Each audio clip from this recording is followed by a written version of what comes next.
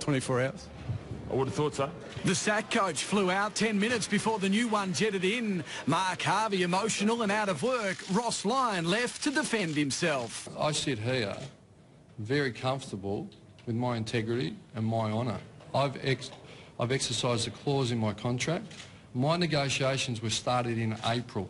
I asked for a 4-year unconditional deal. That wasn't forthcoming until Wednesday afternoon. Lyon seen as football's bad guy who stole a fellow coach's job. He ended his 5-year association with St Kilda last night to start fresh with a club in desperate need of a premiership. What it is what it is. I'm now appointed the Fremantle coach, but as I said, I was headhunted by the Fremantle Football Club. I certainly, at the other end of that, it wasn't my responsibility or my desire to make that position available.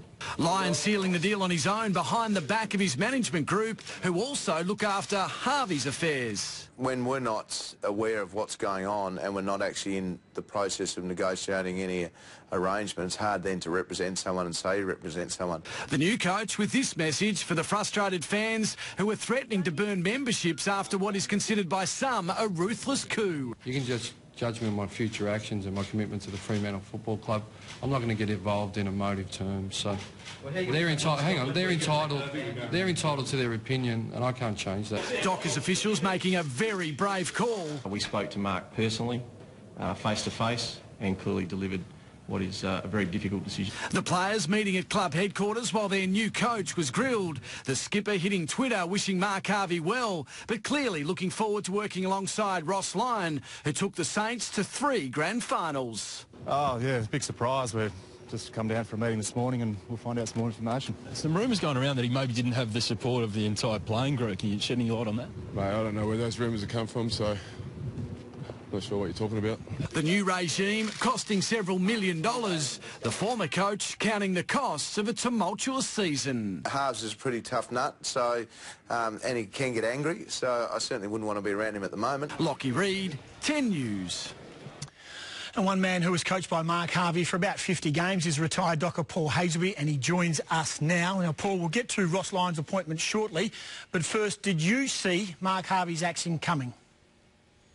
No, not at all. I heard the news like everybody else did yesterday. I knew the club was going to do a review process, and obviously Mark Harvey didn't come out too good out of that. And with Ross Lyon being available, they saw him as the man to take Fremantle forward.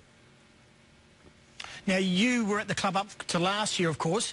What has gone wrong from your vantage point as a former player and now away from the footy club? Well, I think Harv's had, his strengths and weaknesses as a coach, but I think his communication has one that's definitely been raised, and also his man management and his injury management this year certainly has to be looked at, and also the adhering to a game plan consistently week in, week out. I think they were some of the reasons that he might have fallen on his sword.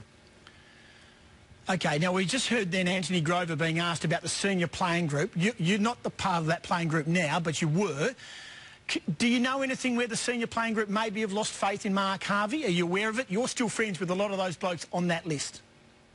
No, I haven't heard anything like that. At the end of the year, the club goes through a due process. They do that twice a year, and I don't think this had anything to do with the players. It was the people that were in charge. They obviously thought he wasn't the person to take them forward. I don't agree with the way they did it, but certainly in any business or organisation, if you don't think the man in the leadership position is the right man at that point in time, well, then something has to be done about it. And I think all Fremantle supporters should now look forward to seeing what Ross Lyon can do with this group. OK, so is Ross Lyon the man for the job then? I mean, he's got the job. We know he's a very good coach. He's been a couple of grand finals with St Kilda. Do they need a hard nut? Do they need someone to sort the wheat from the chaff down at Fremantle? Because you've been critical of their list. Yeah, certainly they've got to look to get some players in, and Ross Lyon's got the best record going around. Is he the man? We're going to find out over the next couple of years, but he will bring a real hard edge to the group. He will fix some of the things that may be going on around the football club. We've seen him do that at St Kilda when he got there about 5 years ago. In terms of his game plan, I'm not sure what he'll bring. I'm sure it'll have some relevance to what he did at St Kilda, but he'll look at the Fremantle list and then make a decision on the best way for that club to move forward with a game plan approach. Appreciate your time, Paul. Thanks very much for that. Tough day for everyone at the Dockers. We know you love your club. Thanks again. No worries, Tim.